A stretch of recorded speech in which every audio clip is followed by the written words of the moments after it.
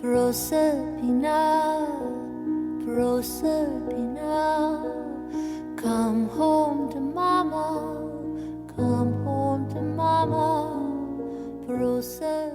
Martha Wainwright, it's great to have you back in Ireland, and you're here to perform songs from your new album, Come Home to Mama. Can you tell me a bit about the album? Well, it's called Come Home to Mama, which is a phrase taken from one of the songs on the record called Proserpina, which I think is sort of the most important song. It's the cornerstone of the album in many ways, and Proserpina is the Latin for the Greek Persephone, which tells the story a little bit of life and death. It's a rite of spring. I shall take away every morsel to eat. I shall turn every field into stone. This song was the last song that my mother, the great late Kate McGarrigle, wrote just a few months before she died, and I think it encapsulates beautifully this idea of death and rebirth, and which I sort of try and deal with in a more human, floppy way in the rest of my songwriting and the songs around it.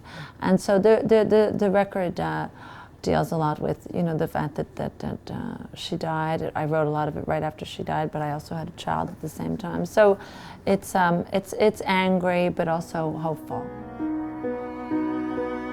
Proserpina, Proserpina, go home to your mother, go home to Hera.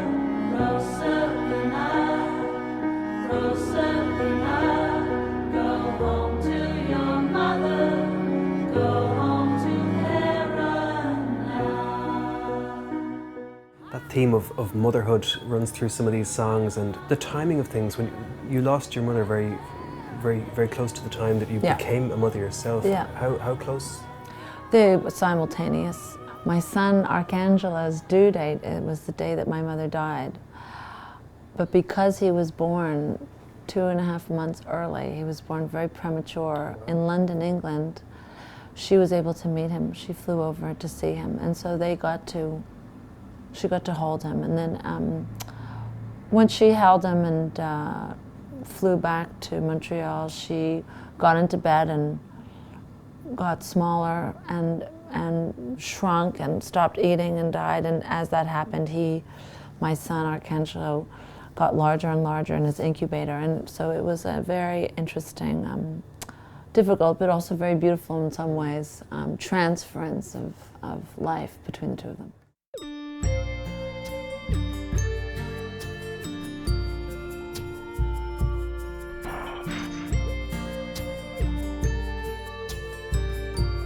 Did a spell of creativity follow that period?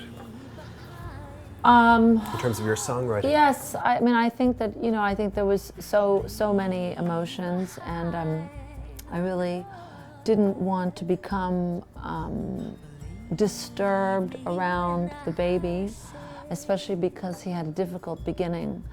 I would put him down to rest or hand him over to my husband and go up and write songs for maybe an hour or two a day.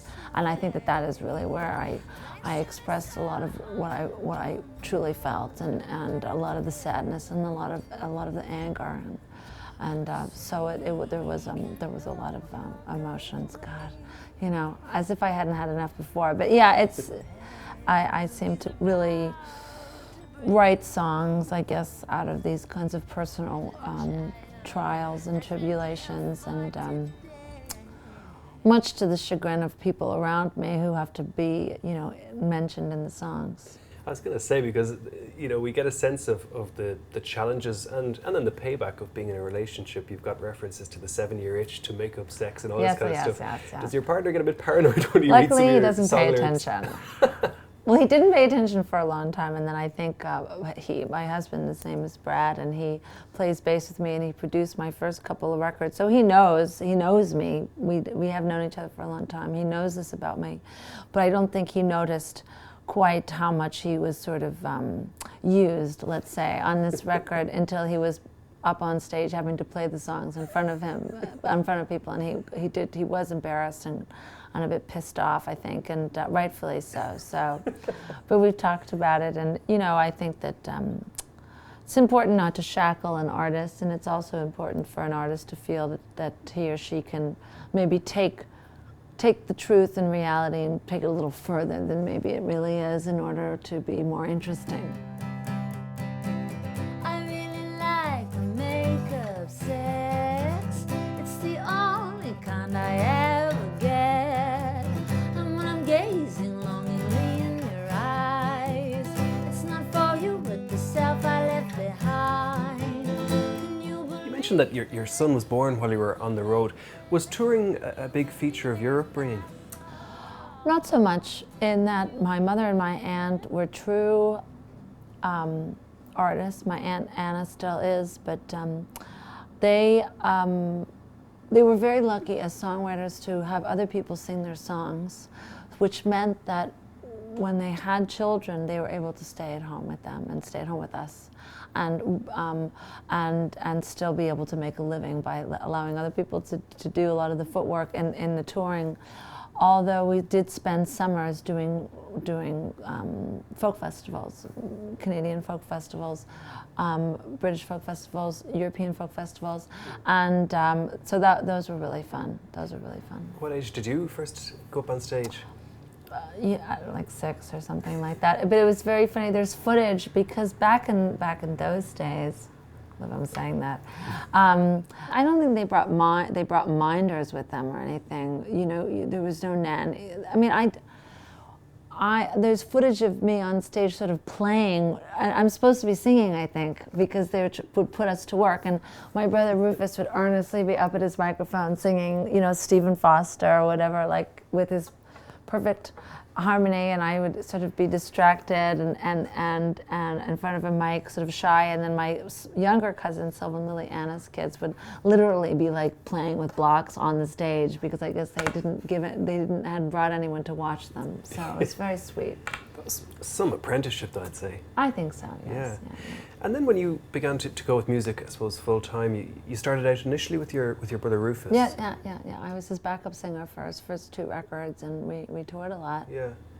Do you remember feeling a kind of an impulse of having to break away and forge your own career as a solo performer? Well, I don't think I'm a very good backup singer, because I have kind of a very particular voice, and I think also he was getting annoyed because I was sort of, instead of diligently just standing there and singing, I was sort of like flailing my arms and trying to get attention from the audience, which is not exactly what you want in a backup singer. So I think he had enough of it. The new album is absolutely beautiful, and you have some incredible musicians playing with you.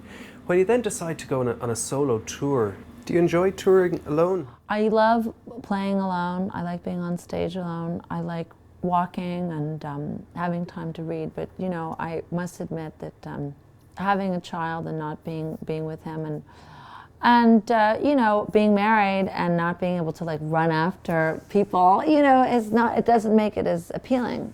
I can see why it's very lonely, and in some ways that's very meditative and wonderful, and in other ways it's hard. Proserpina, Proserpina, come home to mama, come home to mama. When people are first introduced to your music, I suppose they're told about your mother, your father, your brother. Do you remember a moment when you realized that, do you know what, I'm not somebody's daughter, I'm not somebody's brother, I'm an artist in my own right, and stop mentioning all these names? Yeah, I think I used to feel that when I started off. But what I would give to be my mother's daughter again.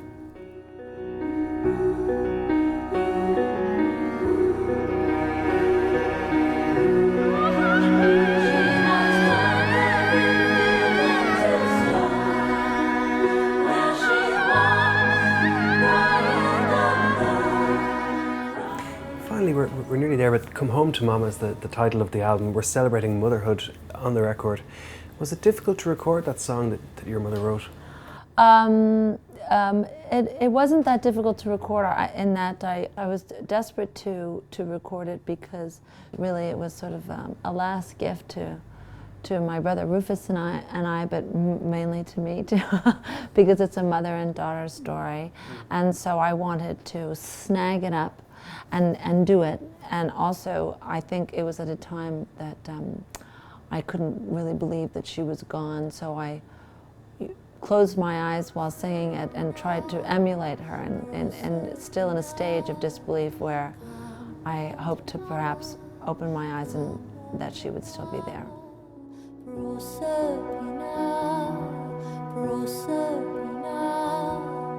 Come home to mama, come home to mama now.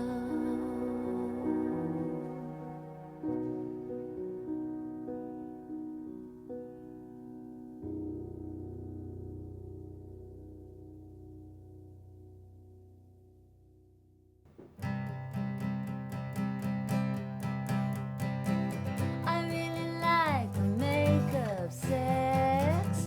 It's the only kind I ever get. And when I'm gazing longingly in your eyes, it's not for you but the self I left behind. Can you believe it? Can you believe it? Can you believe it felt so wrong? Can you believe it? Can you believe it? Can you believe it feels so alright?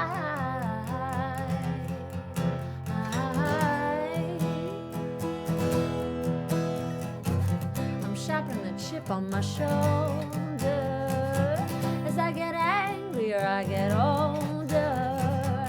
There are fewer and fewer people to complain to. So I built a ship of shit and directed at you. Can you believe it? Can you believe it? Can you believe it felt so wrong? Can you believe it? Can you believe it? Can you believe it feels so alright?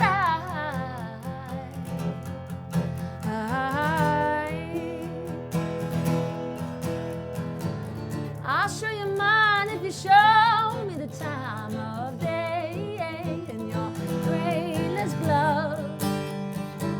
We'll drink some wine, and with the passing of time, we'll surely make love.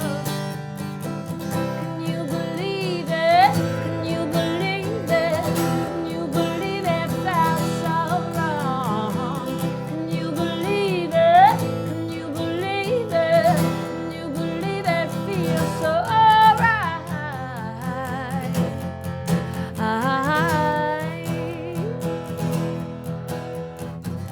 I love you, baby, I don't know why. It's the chemicals I see in your eyes. And when you touch me, I feel kinda numb. I need you like a baby needs to suck his thumb. Can you believe it? Can you believe it? Can you believe it felt so wrong? Can you believe it? Can you believe it? Can you believe it feels so alright? So right. So